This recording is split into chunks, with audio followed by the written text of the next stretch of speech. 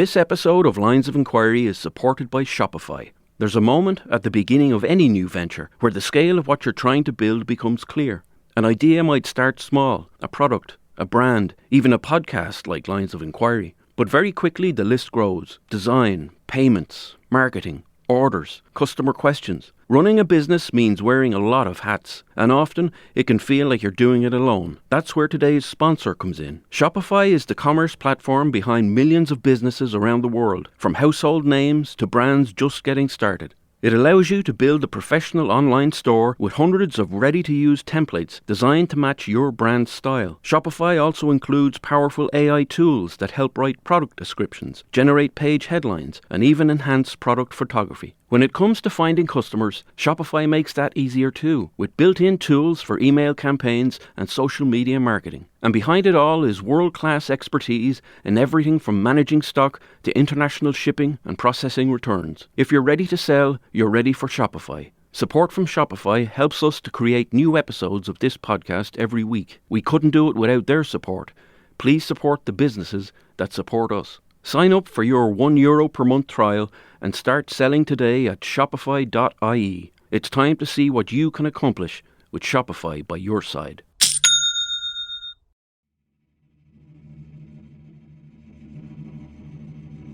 Two gardaí drive into the car park of a large pub on the crossroads of the N11 in Wicklow. It's just after 4:30 in the morning of the 19th of March 1996. A call has come through to their station in Arklow, County Wicklow, reporting a panic alarm going off at the pub. The car park appears normal as they pull up out front. A door is open. It leads into the private living quarters to the side of the main entrance. Garda Martin McAndrew can see a light on in the hallway. He looks in and sees a woman slumped on the floor. She is wearing only a nightshirt and underwear. She has material hanging around her neck. Her hands are tied. He came into the bedroom. He had a knife. He had a knife and a hood over his head, she tells the guard. His colleague, Garda Paul Comiskey, looks closer at the ties around her hands. The first is a soft belt from a dressing gown. It can be easily removed. But underneath are two headbands wound tight around her hands. The woman is in shock. She winces in pain as they lift her off the ground. They notice jewellery scattered on the stairs and a jewellery box discarded in the room they carry her into. "Where's Tom?" she asks. They know Tom, her husband, and they know her. The guards look upstairs and find no one else. They begin searching the rest of the pub. They find Tom in the kitchen. He is lying on his back in a pool of blood. He has a wound to his chest. Tom is cold to the touch. More gardaí arrive. Jack White's pub is now a crime scene. Superintendent Pat Flynn arrives and sees the woman sitting on the couch, the woman who has just lost her husband. She is Catherine Nevin. He sympathises with her, but she doesn't say anything to him. His colleagues say Catherine is in distress. Pat isn't so sure. He looks around, taking in the scene. A robbery gone wrong, maybe? Or perhaps something else. He suspects there is something more to learn.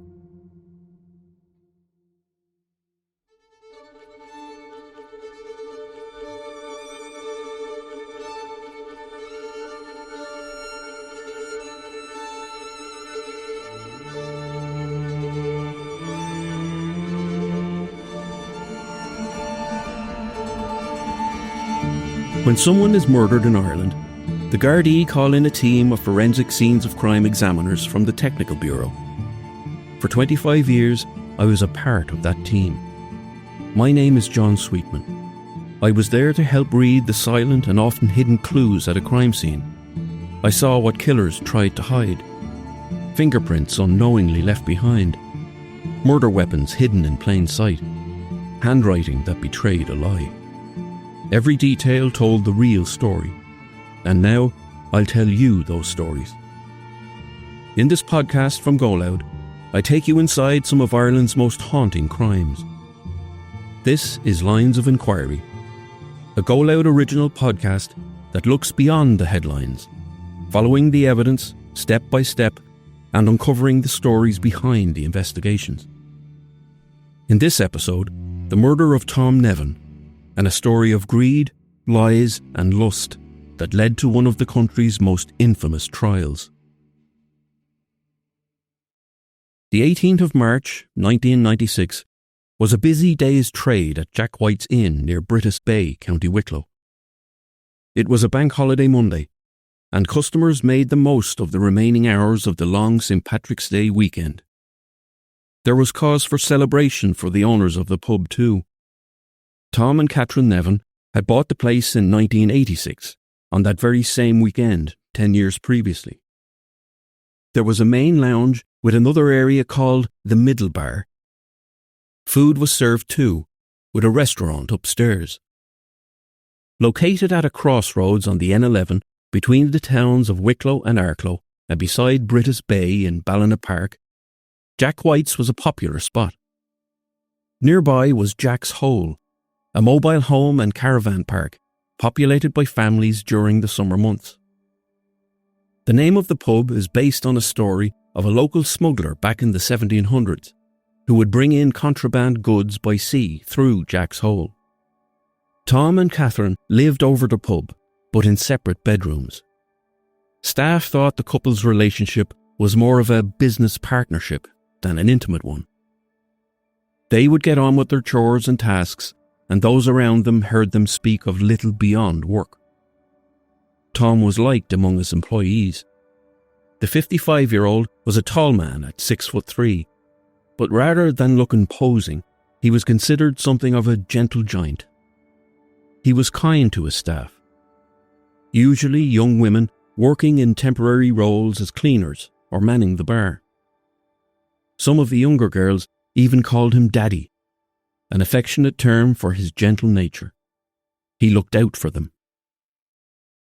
Catherine, who was 10 years younger than her husband, was a stricter boss. And she had a temper. Once, she threw a knife at a staff member because a plate warmer wasn't working properly. She didn't want food served to customers on cold plates. "I am a bitch and proud of it," Catherine once proclaimed to Fiona Lawler, one of her part-time waitresses. Before beginning work that day, Catherine took a B12 injection. She suffered from pernicious anemia, an autoimmune condition that prevents the body from absorbing the vitamin. She wasn't feeling well overall that day. She had her period and she was tired. It had been a very long working weekend. She took a tablet to prevent swelling of her hands and legs before starting work around 12:30 in the afternoon.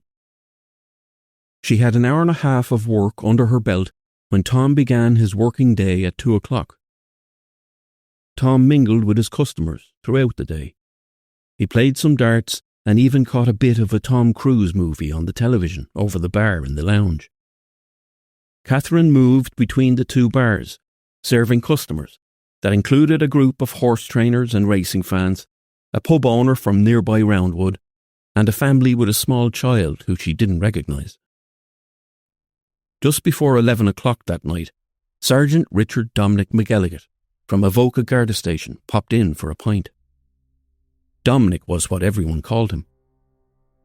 It wasn't unusual for gardaí stationed in Avoca and other surrounding stations to pop in. When the couple took over the pub in 1986, it was even known as a garda house, where members of the force stationed in Arklow would gather after they clocked off duty. But over the years, relations had soured when Catherine made a sexual assault allegation against one of the Garda members. She claimed he had been driving Tom's 15-year-old niece home from the pub one evening when the alleged incident happened. A second Garda had been in the car before the alleged assault occurred. Catherine's complaint didn't go down well.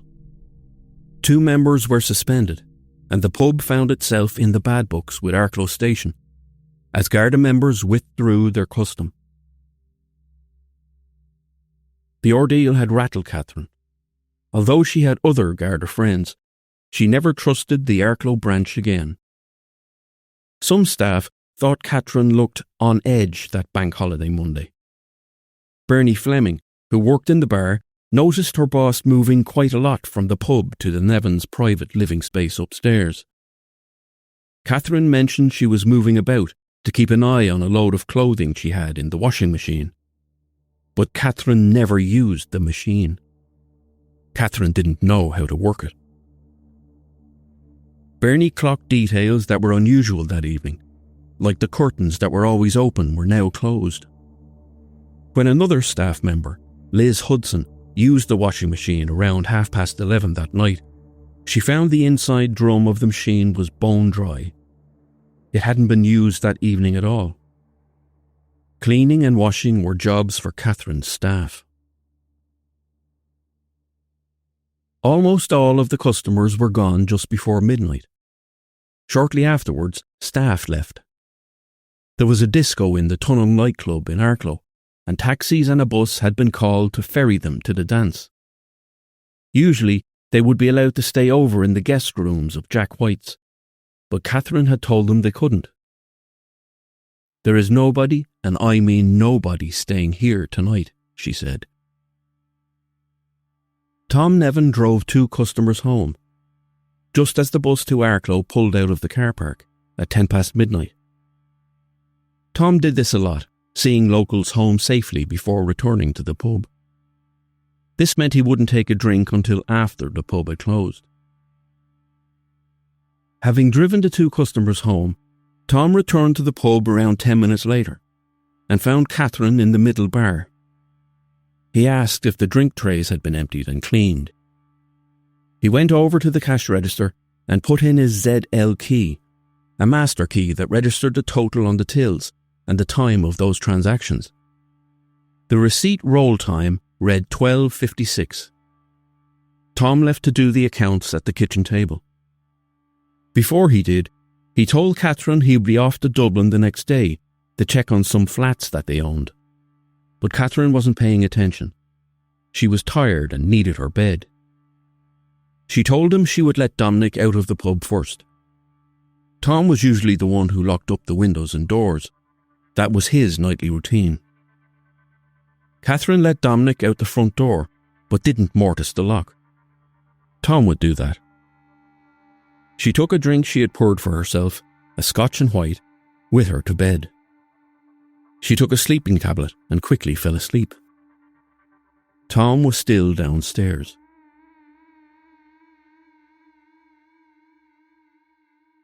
By March 1996, Tom and Catherine Nevin had been married for 20 years.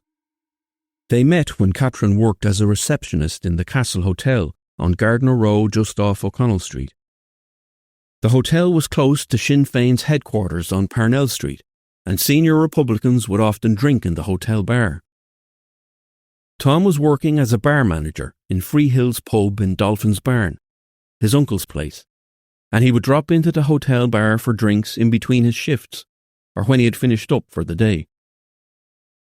A friendship formed long before any romance, because Tom was already married, although that relationship had broken down.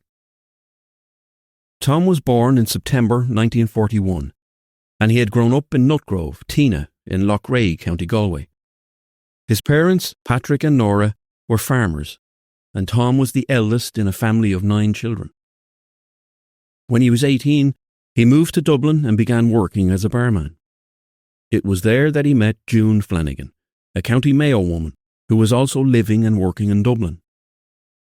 They married in 1962 and moved to England for a few years, where Tom worked in bars in London before returning home to Ireland and setting up their home in Dublin. The marriage broke down after 8 years, when June had a child with another man. She blamed herself. She said Tom was a gentleman, a kind gentleman, with good morals and the humble ambition of owning his own pub and his own home. He loved hurling and GAA, and she never saw him drunk. While the annulment was applied for in 1970, It took until 1975 before it was heard in the High Court, and another year for the court to refuse it. Tom appealed to the Supreme Court, and in 1984 he eventually won. The marriage was annulled, and Tom was free to marry again. Catherine Nevin was born Catherine Scully and lived in the small village of Nurney in County Kildare. Her father, Patrick, was a small farmer, and her mother Mary was a seamstress. Catherine had two siblings, Betty and Vincent. Catherine was hard-working at school and good at sewing and dressmaking, skills she picked up from her mother. After she left school, she bought some sewing machines and travelled around Ireland for a time, teaching other women about dressmaking, before settling into her job at the Dublin Hotel, where she would eventually meet Tom. Catherine loved beauty and style. She did some night courses in beauty, with a view to opening her own modelling agency one day. One of these was in the art of deportment, the art of manners and behaviour in a social setting. Keeping up appearances was very important to her. Catherine Scully and Tom Nevin began dating in 1974, 4 years after he and June had split up. 2 years later, in 1976, Catherine and Tom married in a small ceremony at St. Patrick's Church in Rome. But they did so knowing Tom's first marriage hadn't yet been annulled. Divorce wasn't allowed in Ireland then, and all the couple could do was wait for the outcome of his Supreme Court appeal to make their union legal. On their wedding day in Rome, they looked like a wealthy young couple. Catherine wore an expensive lace dress with embroidered flowers in her veil, forming a delicate halo around her face. Tom wore a fitted navy suit with a grey waistcoat and tie. When Tom eventually won his civil annulment, he and Catherine married again in a low-key and less glamorous ceremony. It was in the registry office at Molesworth Street in Dublin. But this time, the marriage was recognised in the eyes of the law. On the 11th of April 1984, Catherine and Tom Nevin were legally married. Soon after the first wedding in Rome, with Catherine's encouragement, Tom started to invest in the property market. He bought a number of flats on the South Circular Road in Dublin. The couple lived in the one-bedroom flat and rented out the other rooms. It was there the couple began to build their property portfolio. Tom managed the accounts while Catherine searched for potential investments. Tom's dream was to own his own pub, and that dream grew closer when Catherine secured a lease on Barry House in Finglas. The pub had a reputation as a troubled spot. It was often closed because of antisocial behaviour. But Catherine could see its potential. It was set in the heart of a close-knit community. There was a gap in the market for a local pub. The Nevins could make it work, but it was in an area where outsiders were frowned upon. And to make it work, Catherine and Tom would need local support, people established in the area who could endorse or vouch for them as the new pub's patrons. John Jones had a television rental and repair business in Finglas in 1985, when Catherine Nevin came to him for advice. She was hoping to buy a pub in the area and had been told that the Sinn Féin's advice centre might be able to help. Jones's business operated above the centre, and he was chairman of the local Sinn Féin Cumann. He told her he couldn't help, but Catherine and Tom Nevin did lean on local Republicans when they secured the leasehold. Some were hired as occasional bouncers at the door. They knew the community best. They could keep the peace. The Republican newspaper, Unfublocked, was sold there, and customers included Sinn Féin members. Fundraisers for the party were sometimes held there. In Niamh O'Reilly's book, The Black Widow, the Catherine Nevin story, she wrote how there could be no confusion around the protection offered to Catherine and Tom while they went about running their pub. One day, a man with paramilitary links led his donkey into the bar with him, ordering them both pints. Tom obliged. the pub couldn't run without the help of Republicans. Catherine and Tom Nevin now had the experience of running their own pub, but it wasn't enough for them. They wanted to buy their own place and in a wealthier part of the country. Catherine described Barry House as a pub in the middle of a housing scheme, very much a working class area. Catherine wanted a place in a more affluent area, with wealthier clientele. In March 1986, Tom and Catherine Nevin bought Jack White's Inn at Ballina Park, County Wicklow, for £270,000. Tom had fulfilled his one big dream. He finally owned his own pub. And Catherine had her wish of owning something a little more upmarket. Catherine came into her own as the boss of a wealthier establishment. Her appearance had always been important, but now she installed a hair salon at the pub, so her hair was always styled and her clothes were fashionable. Her looks were important too. She had 3 surgeries at St. Vincent's Hospital in 1990 and 1991. Liposuction, a tummy tuck, and surgery on her eyelids. She was vain, and she was confident. "Julia Roberts isn't pretty enough to play me," she allegedly once said. On that St. Patrick's weekend in 1996, several hours after Catherine Nevin went to bed with her Scotch and White, an alert rang at Bell Communications. James Curry was the operator on duty, and he saw it was an alert from one of their panic alarms.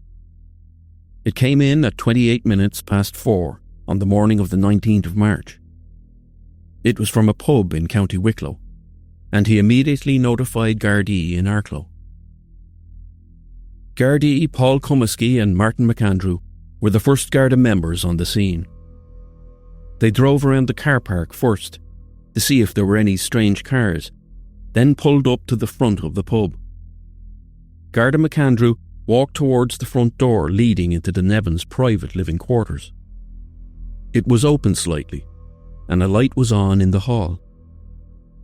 Inside, he found Catherine slumped on the floor. Material was hanging around her neck, and her hands were tied behind her back. He came into the bedroom. He had a knife. He had a knife and a hood over his head, Catherine told him. Garda Comiskey bent down to assess the ties around Catherine's hands. The first was a belt from a soft blue dressing gown that was easily untied. Underneath it were 2 headbands in Wicklow and Wexford county colours. They were tied so tight a knife was needed to cut them off. They left red marks around Catherine's wrists. Catherine seemed to be in a daze. She spoke low and softly. She was wearing only a purple silk nightshirt and white underwear. The 2 guards tried to lift Catherine off the ground, and she winced as if in pain. The gardaí sat Catherine down on a couch in her sitting room. Garda McAndrew explained to his colleague that the material around Catherine's neck was a nylon stocking stuffed with black underwear and used as a gag. She had managed to push it out of her mouth. Catherine was in shock. Her eyes were rolling in her head, and she was cold. Garda Comiskey went upstairs to her room and took her quilt off her bed to wrap around her. "Where's Tom?" she finally asked him. "Dominic is gone. Dominic was here," she added, and Garda Comiskey realised she was referring to Sergeant Richard Dominic McElligott, the last customer in the pub. Even with the quilt around her, Catherine shivered, so the Garda took off his jacket and put it around her shoulders. Looking around the room, he saw a jewellery box lying on the floor of the lounge. Its contents spilled onto the floor. There was jewellery on the stairs too, and drawers had been pulled out of their cabinets. Catherine asked for Tom again. "Where is he?" Every time she asked, she tried to get up from the couch only to fall back down again. She was deeply distressed. The 2 gardaí went to look for her husband. They moved up the stairs beside the lounge, avoiding the jewellery strewn across its steps. On the landing, they found an upturned portable television and noticed the bedroom light was on. This was Catherine's room. It was large and untidy. A wardrobe was open, with all its contents spilling out onto the floor. Beside the bed was a copy of the Sunday Independent, large quantities of medication, and a half-full glass of what looked like wine. A jewellery box was open, and its contents scattered around the room. The side cabinet had its drawers removed, pulled out and discarded on the floor. The gardaí then made their way back downstairs and into the kitchen. And that's when they saw Tom. He was lying on his back on the floor. He had a wound in his chest. Tom had been shot. A pool of blood had formed around him. Garda Comiskey looked for a pulse. There was none. Tom's skin was cold. The guard then called a local doctor, and at 5 o'clock on the morning of the 19th of March, 1996, Tom Nevin was pronounced dead.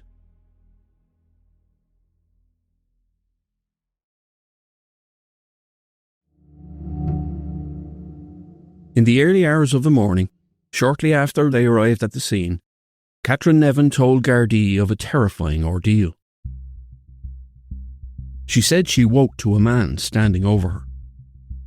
He had shouted at her, "Where's the fucking jewellery?" And he had said he'd kill her.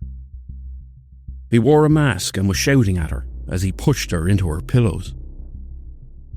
Catherine told the gardaí that she was terrified. The room had been dark, but a light on in the corridor outside allowed her to see a flicker of a blade. The man had a knife in his left hand, and she could hear movement elsewhere in the room. There was someone else there. She said she had felt her arms being pulled behind her back. One of the men was tying material around her hands. Some other cloth was shoved into her mouth. She was gagged and bound with her hands tied behind her back, just as the gardaí had found her minutes earlier. She heard another sound from downstairs, a sound like a saucepan hitting the floor. She heard 2 cars driving away, and then silence. Catherine didn't know how long the raiders had been there. She tried to call for help from her mobile phone on a locker beside her bed. She couldn't do it. Her hands were still tied behind her back, and as she tried to dial the numbers 999, she just couldn't do it. The telephone slipped from her hands and fell onto the floor. With the ties loosened around her feet, Catherine made her way downstairs and tried to open the front door. It was impossible, but there was another option. She reached the panic alarm and pressed the button. That was shortly before 4:30 a.m. And then, 10 minutes later, the 2 gardaí had arrived to free her. Superintendent Pat Flynn was fast asleep when the phone by his bed started ringing. It was 4:45 in the morning. He wasn't on call that weekend at Gordy Garda Station in Wexford, but Pat knew a call at that time meant something urgent, business that couldn't be ignored. It was Tony Ryan, a Garda colleague from the Arklow station in Wicklow. "Superintendent Flynn, you had better get up to Jack White's straight away," Garda Ryan told him. "Tom Nevin has been shot, and Catherine was tied up." "Is he dead?" Pat asked. "Yes," came the reply. Pat Flynn knew Catherine Nevin. He drank and dined at Jack White's in the past. And he knew she had ruffled Garda feathers with allegations over the years. The time she reported an incident against Tom's 15-year-old niece, and the time, some 4 years earlier, when she had made written complaints against a Garda member in his Wexford branch. Pat referred to these as false allegations. In July 1992, he was summoned by Chief Superintendent Pat Crummy. Catherine Nevin had made complaints that were of a criminal nature. serious claims that had to be investigated. In one complaint, Catherine detailed how she'd been assaulted by a garda in her pub. She claimed that she had been working past midnight in August of that year, when the garda came up behind her as she was getting him a whiskey. She claimed he had pinned her to an ice maker, pulled up her skirt and tried to force himself on her.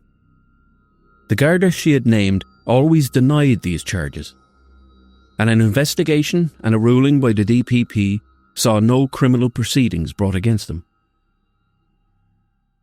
When Pat Flynn saw Catherine Nevin that March morning, he sympathised and asked if he could be of any help, but she made no reply. He didn't expect the two to hold a conversation because of her previous allegations against his colleagues, but he was expecting a woman whose husband had just been shot to be more emotional. He didn't share the same opinions as his two other colleagues, that Catherine was in distress. Flynn felt something off about how Catherine behaved. He thought it was surreal, and she wasn't showing emotion or grief. He didn't think it was shock. Catherine didn't want to give a written statement to gardaí. She told Detective Joe Collins, who had arrived to take a statement, "I will make no statement or sign anything."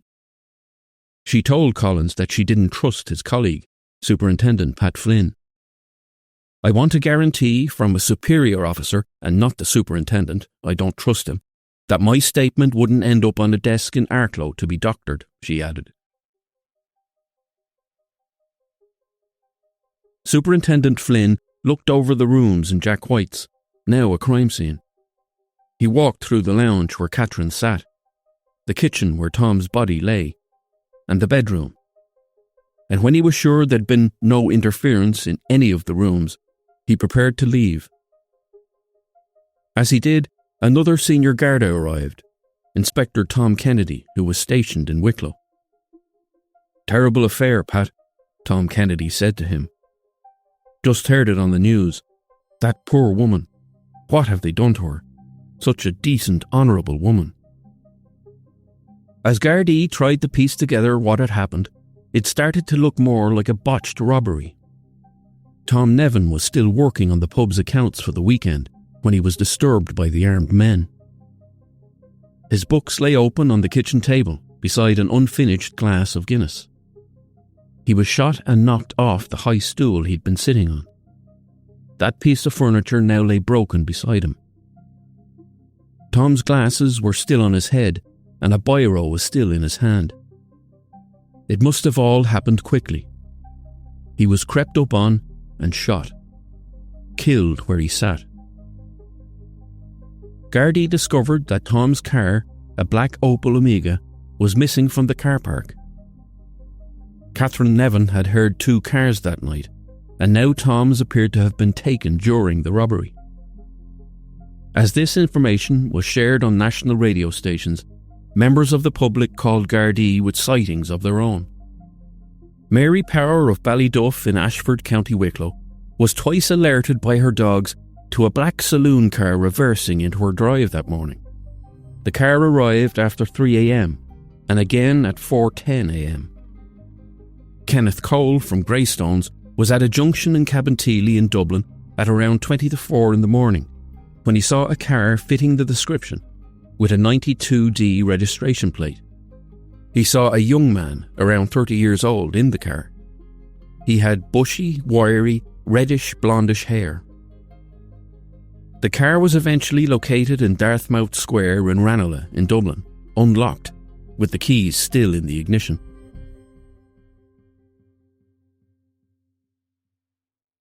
Residents in County Wicklow were horrified as reports of a shooting and robbery in Jack White's dominated the news headlines. For many, this was yet another example of local businesses being targeted by predatory Dublin criminals, including a group who called themselves the M50 Gang, after the newly finished motorway that allowed them to quickly access country businesses before making quick getaways back to Dublin. There had been a spate of robberies in the area. It seemed Jack White's was simply the latest in a long line to be targeted. On the same day Tom Nevin had been shot, the European Golf Club, just 3 kilometres from Jack White's, had its telephone wires cut. The golf course had been robbed 4 times that year. Locals in Ballina Park mourned Tom's death. Jack White's was a home from home, they said. It was the venue of choice for community christening and retirement parties. They knew Tom as a quiet man, and not a man deserving of that kind of end. Tom Nevin's postmortem was at 4:30 on the afternoon of the 19th of March. It was performed by the then state pathologist Dr. John Harbison. From cuts on his chin and bruises on his shins, Dr. Harbison believed that Tom Nevin had been conscious for about 30 seconds after he was shot. Tom died within 4 minutes of the bullet wound. The cartridge from the gun fired had discharged a total of 9 pellets. A single entry wound on the right side of Tom's chest, with 4 exit wounds around his left shoulder joint. The pathologist determined that not only had Tom Nevin been shot at point-blank range, but that the type of ammunition used was typically used for big game. As the kitchen of Jack White's had kept the body warm, Dr. Harbison couldn't say the exact time of Tom's death. Catherine Nevin didn't leave the pub, despite friends and relatives of Tom encouraging her to do so. Despite her initial unwillingness to give a written statement, she finally did so on the 20th of March, on the advice of her solicitor. It was Detective Garda Joe Collins and Detective Sergeant Fergus O'Brien from Wicklow who arrived to speak with her. In the days after the murder, Detective Garda Willie Brennan took swabs from Catherine's face and hands for any firearms residue, and examined Tom's body, where he found propellant powder tattooing or gunpowder burn marks on his clothing around the gunshot wound. Marks like this come from close-range shooting, Detective Brennan deduced. The shot that killed Tom would have been discharged within 1 to 4 yards. Tom had been taken by surprise. He didn't have an opportunity to defend himself. Gardaí discovered that the Nevins had their own shotgun on site at Jack White's. Catherine said she was the gun's licence holder, which was usually kept in the rafters of the storeroom. She said Tom had thought it too dangerous and brought it downstairs. Both she and Tom had cartridges for the gun. As well as recounting the night of the robbery when she was tied up and gagged, Catherine told them how Tom had been followed a couple of weeks before the shooting at the pub. She had told this to Inspector Tom Donnelly, and he had reported it back to his colleagues. Catherine told Gardaí that Tom was driving back from the cash and carry when he noticed the car keeping pace with him, speeding up or slowing down when he did the same. He had even told a customer about it when he returned to the pub, and how he had been worried because the boot was full of pub provisions. The incident had shaken him. Meanwhile, in the days after the murder, the team from the Garda Technical Bureau examined Jack White's for forensic evidence. Fingerprints were taken from the discarded jewellery box in the lounge, and Catherine's room was searched for any further evidence. In Catherine's bedroom, Gardaí found a remote-controlled transmitter for a panic alarm in the drawer of a small table close to the bed. A further search showed a mobile panic alarm, the same as the one she had used downstairs, behind a closed curtain on a windowsill behind the bed's headboard. Both were working. They also found a box of 25 shotgun cartridges for a 12-gauge shotgun, the kind used for clay pigeon shooting. But these belonged to Tom Nevin's own licensed single-barrel shotgun, found in a storeroom off the kitchen. Tom Nevin was buried in Barndarrig Cemetery that week.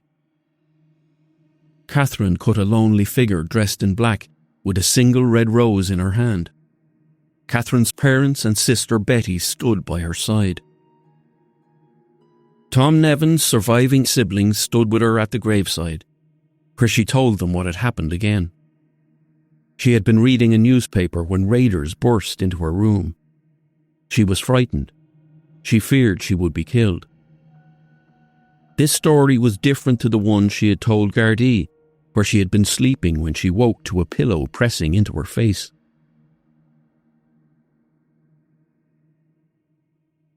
Catherine went back to running the pub.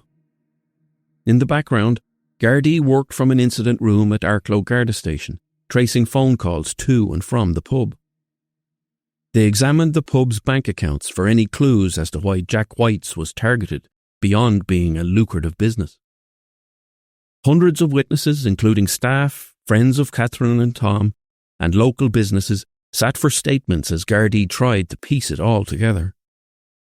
They even recreated a shotgun shooting to determine whether it could be heard from Catherine's bedroom. She had told gardaí she heard something that sounded like a saucepan hitting off a floor, but she said she hadn't heard a gunshot.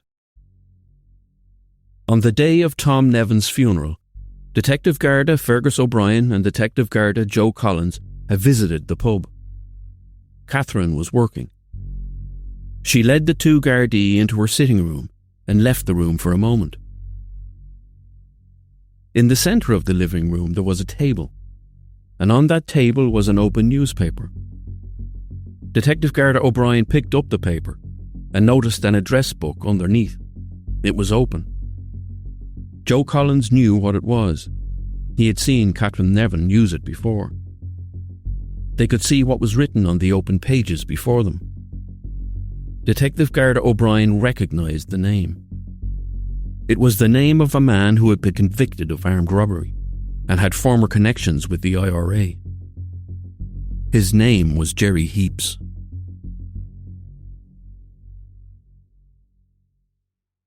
One month later, Jack White's was officially searched. Among items seized as evidence were 2 scraps of paper found on Catherine's bedside locker. One had a phone number written on it, but no name. The other was a UK licence plate number, DIL 5206. 2 days later, Detective Garda Fergus O'Brien was shown the same address book. Flicking through it once more, he noticed the name Jerry Heaps had been scribbled over. It hadn't been like that before. He had made a note of what he had discovered. They would need to investigate all avenues, and Jerry Heaps was one of them. Catherine Nevin contacted gardaí out of the blue at the end of May. She said she had information on the case and had hired her own private investigator. Detective Garda O'Brien felt that Catherine was showing signs of stress. Her eyes were blinking and jumping a lot, similar, according to the detective, to the morning of her husband's murder. Gardaí continued interviewing the staff of Jack White's. As they did, a startling picture emerged around Catherine and Tom Nevin's marriage. Some staff believed Catherine had been unfaithful to Tom. There had been affairs, they claimed. One of these was with a local Garda inspector, Tom Kennedy, the colleague who had expressed sympathy for Catherine to Superintendent Pat Flynn on the morning of the murder. One former staff member, Carolyn Strahan, said that she was not sure if Tom Nevin was aware of this. She had seen the man in Catherine's bed on one occasion. He wasn't wearing a shirt. Tenants of a house owned by Catherine and Tom Nevin in Rialto had seen Catherine with a male friend when she stayed over some weekends. And there were allegations of a second affair, this time with a judge. Former cleaner Jane Murphy told gardaí that Donncha O'Buchala stayed over at Jack White's. 2 other staff members, Elizabeth Hudson and Bernie Fleming, claimed Catherine had given him keys to the premises. Both Tom Kennedy and Donncha O'Buchala denied any sexual involvement with Catherine. But it seemed Tom Nevin knew about Catherine's affairs. In 1993, he had been admitted as a patient to St John of God's in Stillorgan in Dublin, a hospital for people with mental health issues. There he told a fellow patient that his wife was cheating on him. Anyone could have her but himself, Tom had confided. The former patient described Catherine as cold when she came to visit Tom. He said she would be there for Tom to complete the pub's books, not to inquire after his health or well-being. When a retirement party was held for Tom Kennedy and Jack White's, Tom Nevin told a staff member that this will all end in tears. Catherine began sharing more information with gardaí about her relationship with her husband. She painted a picture of a man with a drinking problem, one that could sometimes culminate in violent outbursts. In one conversation with the then Assistant Commissioner Tom McHugh, she said that her husband drank around a litre of whiskey each day. He was also a heavy smoker who went through 60 cigarettes in one day. He was an alcoholic, she told him, and he could be violent when he was drunk. On one occasion, she had been hospitalised. A former barman told gardaí Tom would regularly drink after work, usually half a bottle of whiskey.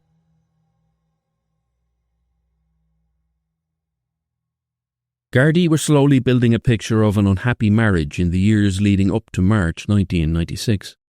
A step-aunt of Tom's told investigators that he had cried to her about Catherine's affairs back in December of 1994. She said Tom told her he was afraid of Catherine. He said he couldn't leave her because she would not settle for half the business in a divorce. She wanted it all. Tom said he did not want to put his elderly mother, Nora, through the strain of a second divorce. A week before Tom Nevin's murder, Donncha Long was fitting carpets in the pub when, during a conversation with Catherine about her husband, she called him a queer, and she was going to have him done. It seemed to gardaí that by the time of the shooting in March, both Catherine and Tom Nevin were resigned to a loveless marriage. She had mentioned to staff that the pub might even be sold, or that she would buy out Tom's share. In what witnesses would call a flaming row between the two just weeks before the shooting, Tom shouted at Catherine in front of the staff. He told her to fuck off wherever she wanted, before adding he would not sell out to her. Another Jack White staff member, a former waitress, Una Doog, claimed Catherine once told her, "There are two ways Tom Nevin would kill himself. It would be either in a car with drink taken, or during the course of a break-in, because he would have drink in him." On the day of the break-in, a mother of a young woman working in Jack White's phoned Catherine to say her daughter was ill and couldn't come into work. This mother told gardaí that during the phone call, Catherine said that she was going to fucking sort Tom Nevin out. Tom Nevin was dead the following morning.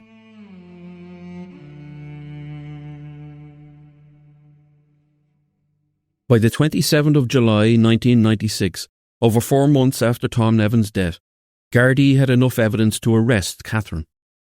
They brought her to Enniscorthy Garda Station for questioning. Catherine Nevin wouldn't answer a single question. She refused all offers of food. Gardaí read all the notes back to her, asked whether they were correct, and asked whether she would sign the document. She remained silent and wouldn't sign, and after 48 hours, she was released without charge.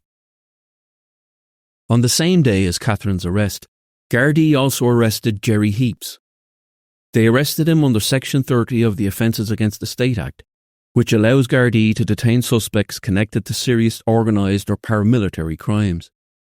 Heaps wouldn't cooperate with gardaí.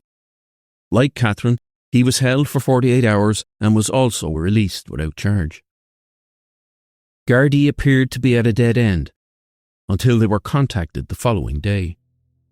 It was Jerry Heaps. He would talk. Jerry Heaps told gardaí he first met Catherine Nevin at the Sinn Féin office in Finglas in 1985. This was when the Nevins still had the lease on the nearby Barry house. Jerry Heaps met Catherine frequently and said he knew Tom personally, and both he and his wife were invited to the opening of Jack White's when the Nevins took it over.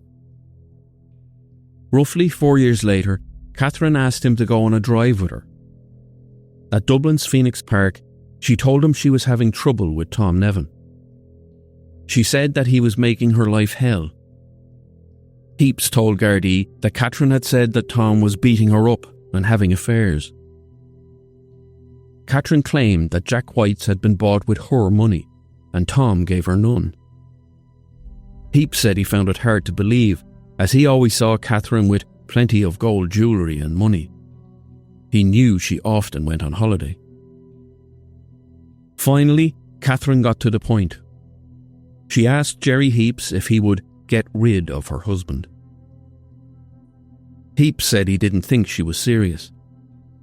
Catherine suggested doing it on a bank holiday weekend, when Tom would be carrying between £20,000 and £25,000 in cash. Heaps told her £25,000 isn't worth a person's life. Jerry Heaps told Gardaí about several meetings he had had with Catherine between 1989 and 1990, where Catherine suggested staging a robbery. He claimed she even once said Patrick's Day weekend would be the ideal time to do it. He said Catherine suggested he shoot Tom Nevin when the couple were out for lunch in the Grasshopper pub in Dublin, close to the bank where Tom deposited the weekly earnings. When Heaps told Catherine the risk of her being shot in this scenario, she said all the better if she was wounded, because then she would really look the part of the grieving widow. Jerry Heaps said he refused Catherine Nevin every time she raised the issue. Then he mentioned a name that Gardaí had already linked evidence to. The owner of the car, the registration number of which had been found on a scrap of paper at Jack White's. His name was William Willie McLean. Heaps said he had met Willie McLean at the opening party for Jack White's after Tom and Catherine Nevin bought it. McLean was having an affair with Catherine at the time, he claimed. William McLean was born in Monaghan, but lived in Harold's Cross in Dublin. He had previous convictions for fraud. When Gardaí paid McLean a visit and asked him if he knew Catherine Nevin, he told them that they had met at the Red Cow Inn on the Naas Road in Dublin in 1984 or 1985. They had an affair for around 2 years. He said the affair ended when Catherine became, as he put it, too possessive. Willie McLean worked at Jack White's some weekends. Catherine paid him in kindness, he told Gardaí. Tom Nevin knew about their affair. One morning, Tom walked into the bedroom while McLean and Catherine were in bed together. Tom just asked his wife for keys to one of the Dublin flats and closed the door behind him. In 1990, long after his affair with Catherine had ended, Willie McLean said he and his girlfriend called into Jack White's pub for a drink after being out for a drive. McLean said this was the only time that his car was parked outside Jack White's. Catherine asked him if he had a telephone number. He told her if she wanted to get in touch with him, to call him at his local pub, the Irish House Pub, Harold's Cross.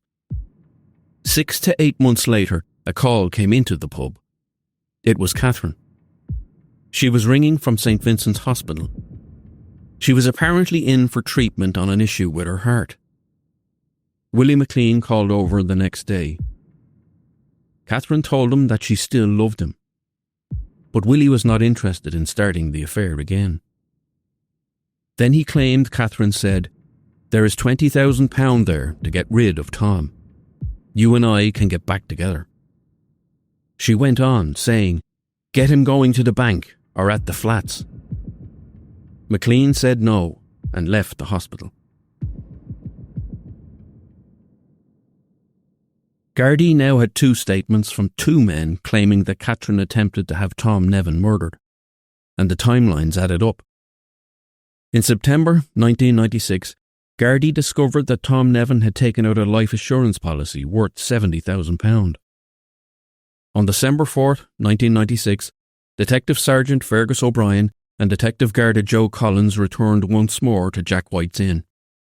They told Catherine Nevin that 2 men had made statements claiming that she had solicited them to murder Tom. Catherine told them to contact her solicitor. But there was one more piece of evidence to follow up on. The scrap of paper with the phone number. It led Gardaí to Dublin Airport, to a man driving shuttle buses. His name was John Jones, the man Catherine sought advice from when she was trying to get a lease on Barry House. John Jones was not surprised to see Gardaí. He said that when he saw that Tom Nevin was murdered, his initial reaction was, God, she's gone ahead and done it. Jones claimed he had plans to go to the guards himself with what information he had, but he was advised against it, as it could raise suspicions about his role. Because of his associations with Sinn Féin and his Republican views, Jones said he was sick of the treatment he had received from the special branch over the years. He told gardaí he was sure Catherine had been behind Tom's murder. He said it was blatantly clear to him. According to Jones, Catherine Nevin walked into the Sinn Féin office in 1989 or 1990 and told him she wanted to arrange for the IRA to shoot her husband. He claims she propositioned him 6 or 7 times over a year and a half. On one occasion, she called into the advice centre wearing black glasses with bandages on her wrists, claiming Tom had hit her. But each time Catherine propositioned him, Jones said he refused. Gardaí had their case. On the 14th of April 1997, over a year and a half after Tom's murder, Catherine Nevin was arrested and charged with the murder of her husband. She was also charged with 3 separate counts of soliciting Heaps, McLean and Jones to murder him between 1989 and 1990. Catherine Nevin wanted to kill her husband, and she would pay someone to do this for her. Catherine's reply to all charges was, "I am not guilty."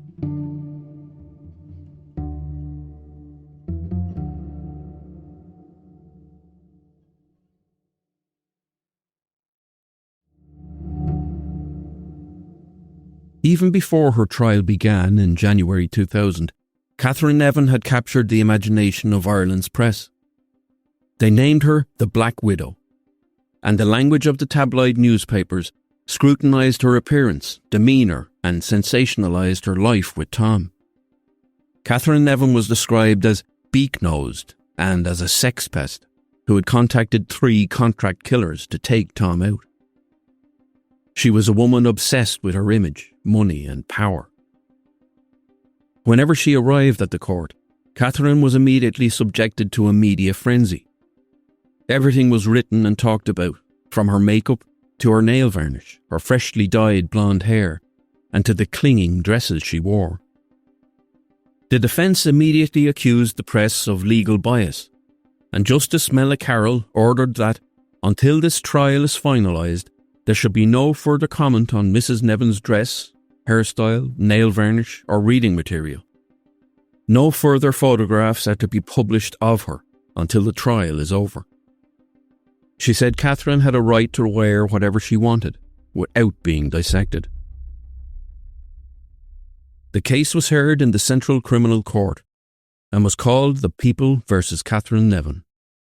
Senior counsel for the prosecution, Peter Charlton, used a metaphor to help explain to the jury that although all the evidence against Catherine was circumstantial, it would be sufficient to prove her guilt.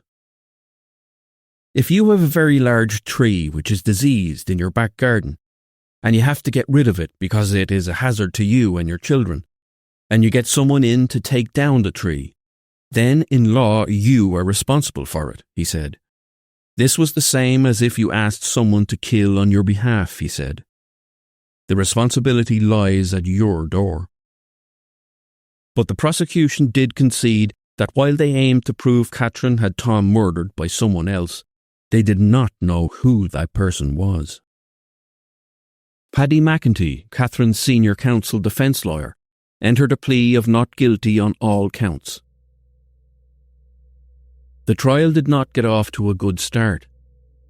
On the 26th of January, less than 2 weeks after convening, the jury was discharged. A courtroom usher reported he could hear the jury's deliberations through the fire escape door of the courthouse. Justice Carroll had no choice but to dismiss the jury and replace it with a new one.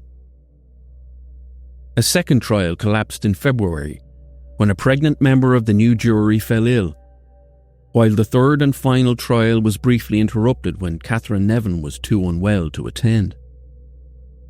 John Jones testified on the 28th of February, Jerry Heaps on the 1st of March, and William McLean on the 2nd of March. All 3 men reiterated and expanded on testimonies and statements previously given to gardaí over the previous 4 years. All three claimed Catherine Nevin asked them to murder Tom Nevin between the years 1989 and 1990. All three mentioned money offers of between £20,000 to £25,000. All three testimonies claimed that the murder was to take place as a robbery gone wrong. And all three had refused Catherine Nevin's requests. Detective Sergeant Fergus O'Brien gave testimony about finding the address book in Jack White's with Jerry Heap's name written down and later scribbled out. The defence argued that Jerry Heaps had simply called Jack White's to rent a room and that, after an argument with Catherine, the name was scribbled out. Paddy McEntee said there were inconsistencies in Jerry Heap's, William McLean and John Jones' narratives, and that each of the three men had a personal motive against Catherine Nevin. McEntee claimed that Catherine was a widow who had been targeted by unreliable witnesses, and the defence reiterated a crucial fact that pervaded the entire trial. There remained no physical evidence linking Catherine to the murder of Tom Nevin. On the 14th of March, Catherine Nevin finally took the stand. She remained in the witness box for 6 days and 20 hours of testimony. The prosecution called more than 170 witnesses over the course of the trial. Catherine was one of only 2 witnesses called by the defence. If she were innocent, she had to prove it herself. On the stand, Catherine spoke of her marriage, with her voice sometimes dropping to little more than a whisper, with tears in her eyes. Contrary to testimony from the 3 men and staff from Jack White's, Catherine said she and Tom had a good marriage, but it was sometimes marred by Tom's drinking. She referred to him as a disciplined alcoholic who mixed spirits into Guinness. Catherine then told the jury a piece of information that shocked the entire courtroom. She said that Tom Nevin was secretly a member of the IRA.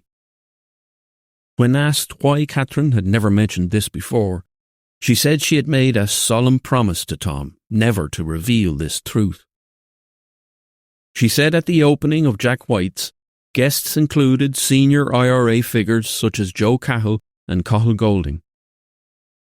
Catherine denied ever wanting Tom Nevin killed. She said, "I never at any stage of our married life wanted Tom out of my life. Ever. Tom was a big, big part of my married life. And he always will be." Catherine was asked if her marriage with Tom was sexually active. She replied, yes. She was asked if she had affairs with other men. She answered, no. Tom and I did not have a troubled marriage. There was nothing wrong in our marriage, she told the court. There had been efforts to target the couple, she claimed. Tom had been followed by a car and was rattled by his experience. She had been staying in their South Dublin house when a man in an anorak had broken in and forced her to drink a milk-like substance. He had poisoned her, she claimed. But no evidence was found to substantiate her claims. Garda Inspector Tom Kennedy and Judge Donncha O'Buchala took to the stand to deny claims from staff members that they had sexual relations with Catherine Nevin. Both men had always denied the allegations. Later, the trial called the people who knew Tom Nevin best. By the time of the trial, Tom's mother, Nora, had passed away, but his 4 brothers and 3 sisters testified on behalf of their sibling. The family dismissed all of Catherine's claims about Tom. They denied that he was ever in the IRA, that he had any Republican sympathies, or that he had ever expressed such views to any of them. Tom's youngest sister, Margaret Lavelle, testified that from 1976 to 1979, Tom and Catherine shared a 1-bedroom flat on Mayfield Road off South Circular Road. This contradicted Catherine's claim that she and Tom had never shared a bedroom. The Garda Special Branch, who monitored IRA activities, had no file on Tom Nevin. June Flanagan, Tom Nevin's first wife, rejected Catherine's portrait of Tom as a violent drunk. She claimed to have never seen Tom drunk. It had been suggested previously that Tom Nevin had only checked into St. John of God's under duress from Catherine, and that his alcoholism had been exaggerated.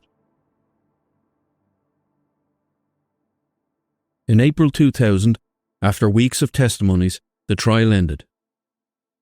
The 61-day criminal trial was the longest murder trial in the history of the state up until that time. It was 5 days before the jury reached a verdict. As she entered court to hear the verdict, Catherine Nevin had £200 in her handbag that she had planned to splash out on a round of celebratory drinks for her family. Catherine Nevin was sure she would be found not guilty. On the 11th of April 2000, Catherine Nevin was found guilty of murdering her husband Tom by a unanimous verdict. On the charge of soliciting John Jones in or about 1989 to murder her husband, she was found guilty by a majority verdict of 11-1. On the charge of soliciting Jerry Heaps to murder Tom Nevin in 1990, the jury returned a unanimous verdict of guilty. On the charge of soliciting William McLean in 1990, Catherine was found guilty by an 11-1 majority. Her sentence was the mandatory one for murder: life. In her closing statement, Justice Mella Carroll spoke to Catherine Nevin. "You had your husband assassinated not once, but twice. Once in life, and in death by assassinating his character." Catherine remained calm and composed as the verdict was handed down. She sat upright with her hands resting on her lap, eyes staring straight ahead. She took off her wedding ring and handed it to her sister Betty before she was taken to the Docus Centre at Mountjoy Prison. Catherine Nevin spent 17 years in jail, but she always maintained she was innocent. Jerry Heaps, John Jones and William McLean took a libel action against members of the press who had described them as hitmen and would-be killers. Catherine Nevin tried to appeal her sentence 3 times. She also remained active in legal proceedings regarding Tom's estate, which she still hoped to inherit one day. Tom had died without making a will. His death meant Catherine Nevin was a wealthy woman. But Tom Nevin's family, his siblings, would never allow that to happen. Tom's brother Patrick and sister Margaret brought an application to the High Court to disinherit Catherine. The Court of Appeal ruled that a conviction of her husband's murder could be used to stop Catherine from inheriting any of Tom's property. Tom's family argued that a murderer should not benefit from the victim's assets. But the Supreme Court never reached a verdict on the matter of inheritance, because in 2016, Catherine Nevin was diagnosed with a brain tumour. In early September 2017, she was released from prison on compassionate grounds due to her illness. She died in hospice care. Catherine Nevin never said who pulled the trigger on the shotgun that killed Tom Nevin. She never admitted her part. She never said sorry. Catherine brought the name of Tom's secret assassin with her to the grave.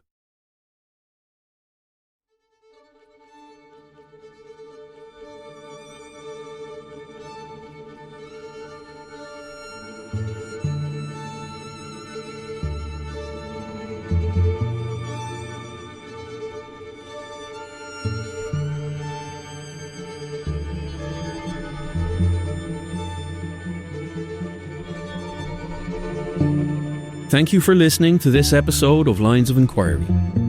We now have an email address, linesofenquiry@goloudnow.com, and we would love to hear from you, so get in touch.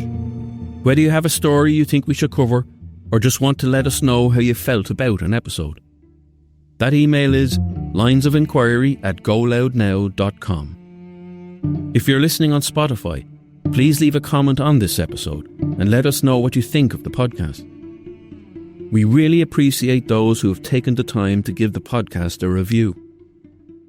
With well over 4,000 5-star ratings on Spotify already, I am genuinely humbled by the support. Thank you. That generous support helps us to tell these stories. If you haven't yet rated the podcast, I would be grateful if you could give us a 5-star rating wherever you're listening, sharing it on your story on Instagram, or simply telling a friend that you're listening to the podcast.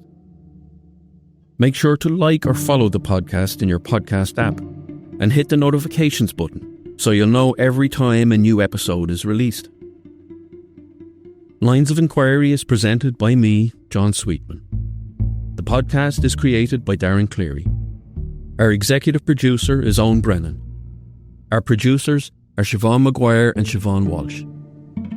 Sound editing and design by Neil Kavanagh, with additional editing support from Ed Smith. Social media, marketing, video and legal support comes from the GoLoud team. This episode was written by Kevin C. Olohan and Siobhán Maguire, with script editing from Siobhán Maguire. In the end, everything done in the dark comes to light.